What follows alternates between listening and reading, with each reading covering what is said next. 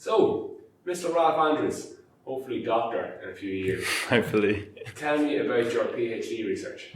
So I look at breath and attention and how these two things parallel each other. So it's kind of bridging that mind-body gap between breath and attention. It's something that the yogis and the Buddhists and any kind of tradition that has meditation and breath at the center of it, they've very much known that if you can still the breath, then you can still the mind. And I personally found this concept fascinating, so I wanted to research it with neuroscience equipment, and that's what we've been doing so far. Wow, bridging the gap. So what sort of methodologies are you using to bridge that gap? So we're using in terms of the psychology tasks we're using sustained attention tasks, much akin to a meditation perhaps. And we're measuring people's breath, but we also measure pupil diameter. And that's key because pupil diameter is a good measure for how much noradrenaline is firing from a part in the brainstem called the locus coeruleus. Now, I started working here at Trinity because of a previous PhD student called Mike Melnichuk. He did some work to discover that this area called the locus coeruleus right here in the brainstem, it fires noradrenaline. Noradrenaline is mainly known for its function in kind of general arousal, so keeping you awake and alert, but it's also recently been found to have, it fine-tunes networks in the brain, so it allocates where your attention is going to be distributed. So if you're doing a certain task, you'll need certain relevant brain networks to be active. So this part of the brain, which is firing noradrenaline, very interestingly, is also carbon dioxide sensitive. So it's registering the fluctuation of your breath. So as you're breathing in and out, carbon dioxide levels are going up and down. So there's a part of the brain which is allocating your attention, but it's also registering your breath cycle. So this is the kind of bridging the gap that we're talking about, finding a point in the brain where attention and breath may be interacting with each other. And we think it might be a bidirectional relationship where if you change the way that you breathe, you can change the way you pay attention, or the demand that's put on your attention might affect the way that you breathe. Okay, so with the pupillometry, so measuring the size of the pupil, you're looking at, it's being used as a proxy for noradrenaline release. That's right. And it sounds like that noradrenaline release is going to be used as potentially used as a kind of an attentional interchange, like so, certain areas of the brain are being activated versus others depending on the task.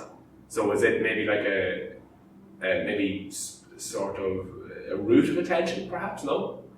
So it's a neuromodulator, which means it will help decide whether a network's more likely to fire over another one. Okay. So you have other neurotransmitters like glutamate and GABA. So glutamate is excitatory, turn these neurons on. GABA is inhibitory, turn these neurons off.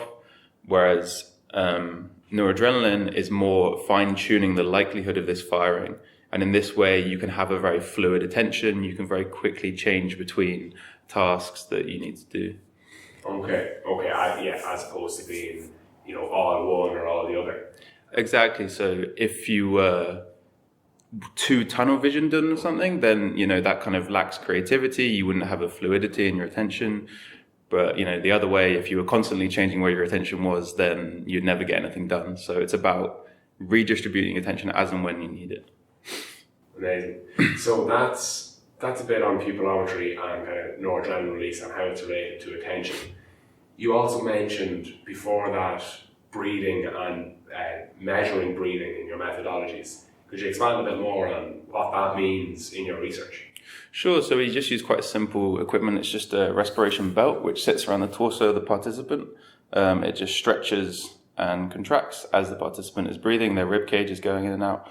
And from this, we get a really nice signal, just a respiratory signal like this. And there's a number of aspects to the breath that you can look at. You can look at the rate, so the frequency of breathing. You can look at the depth, so the volume of how they're breathing. And then getting slightly more complicated, you can look at the variability of the breath. So breathing isn't a uniform, constant thing unless you're trying to make it so. It chops and changes quite a lot in both the rate and the depth. You can look at how correlated the breath is, so how consistent it is. You can look at the phase. So a lot of interesting research so far on this topic. Recently, it's become really, there's been quite a resurgence of breath, attention, cognition research. People have been interested mainly in the phase of the breath. So what's happening when you're inhaling, what's happening when you're exhaling. That's what I mean by the phase. So people have found interesting specific effects. So people have found that behavioral performance in a task is different depending on where you are in your breath cycle. So a whole range of things, memory retrieval, emotional face recognition, rapid reaction time tests, visual perception, tactile perception, a visuospatial task, which I think is perhaps the oddest. All these things, the participants perform differently depending on if the stimuli came or when they responded during an inhale or an exhale or whereabouts in the cycle. So, wow, that is fascinating. And we'll go for the oddest. You mentioned in visual spatial tasks that the respiratory cycle, or at the point in the respiratory cycle, seems to matter depending on when the stimulus was presented and when the person responded. Can you expand maybe a little bit on what a visual spatial task might be, and then describe what maybe the research is suggesting in terms of how the breath is impacting that performance by the participant? Sure. So that paper was Pearl et al. 2019, if I remember correctly. The visual spatial task they used a few tasks, but this was the one that showed the effect. I believe they showed you a shape on the computer screen, and you had to work out if that could be a real shape in a material 3D world. Impossible shapes versus real shapes. Okay. So you kind of had to, use your mind's eye to work out, would this make sense? Could I construct this? Okay. So one aspect of this study is that they found that people could voluntarily start the task with a mouse click, and they tended to do so at the beginning of an inhale. So there's something about initiating action at the beginning of inhales. This was completely voluntary that the participants chose to do this. And additionally, in this task, they found that there was a benefit to starting the task on an inhale like this. The interpretation, and it links into some current theories about this, is that inhalation might be a time for gathering sensory information, sensory encoding, as opposed to exhale, which is maybe more the processing and integrating side of things.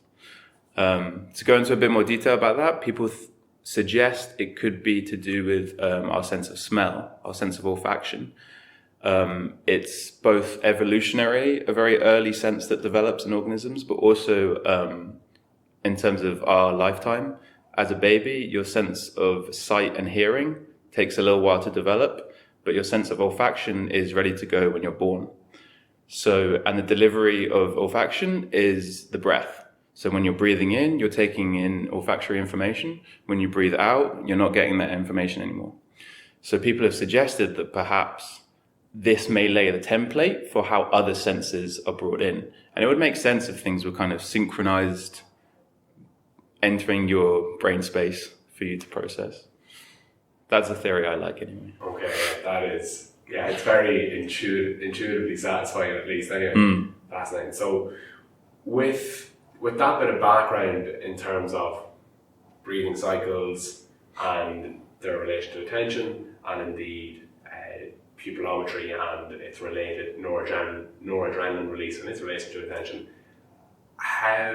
what sort of tasks are you running to link in with those two methodologies, and what hypotheses are you trying to test at the moment?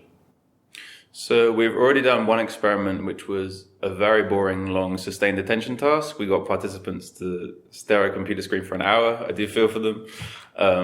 It was a continuous sustained attention task, which is slightly different to other sustained attention tasks where there's a sudden onset stimulus and you want participants to know when they see it. This instead was a continuous sustained attention task where there was a stimuli on the screen and it slowly faded in contrast. And when you notice it fades in contrast, the participant clicks the mouse. this was actually a replication study of a previous study to do with mind wandering and how's people's attention cycles over time. And we put a breath bet on people to see what happened to people's attention depending on how they're breathing. Preliminary analysis from that, it looks like there's some kind of entrainment happening, like I'm saying about how action seems to happen preferably at a point in the breath cycle. We think that people were timing their mouse click onset to how they're breathing. I've got an upcoming experiment which I'm going to get Pat to help me pilot. This one, I won't say too much about it because we want to keep Pat nice and naive to it. But it's really honing in on this idea that looking for patterns and synchronicities between pupil diameter and breath patterns, and what happens if we try and get the participant to change their breath cycle. So the first experiment was very much letting the participant breathe naturally and see what happens. And this is more kind of looking at what we can do to manipulate the breath cycle and how that might affect both behavioral attention and neurophysiologically the brain pupil diameter. Amazing. And we began our chat just by you mentioning the history of the breath in human culture with the notion of meditation and yogis. And I'm wondering, what do you think applications of this research are in the future, and what do you hope will come of your research for both people interested in neuroscience and lay people? So I think generally there's a lot of breath hygiene that a lot of we could do. So typical things that you hear: breathing in through the nose, slowing down the breath, shallow breaths as well, not too deep. I think looking at the dynamics of the breath, we can find ways that we can help stabilize our attention, because especially in the modern day world that we live in, we have all these rapid tasks that we switch between: answer this email, answer this message, check this post on Instagram. It does seem to mess up our breath, and perhaps if we can tune into the breath, we can maybe find some stable attention again. I think there's a big link between how we breathe and our mental health. I think, shallow, rapid breathing can be a sign of anxiety and can lead to panic attacks. More generally, like I said, the yogis, they knew it. If you can breathe a certain way, you can remain present and you can actually tap into your physiology. There's a really interesting phenomenon called respiratory sinus arrhythmia, which means when you inhale, your heart speeds up a little bit, and when you exhale, your heartbeat slows down a little bit.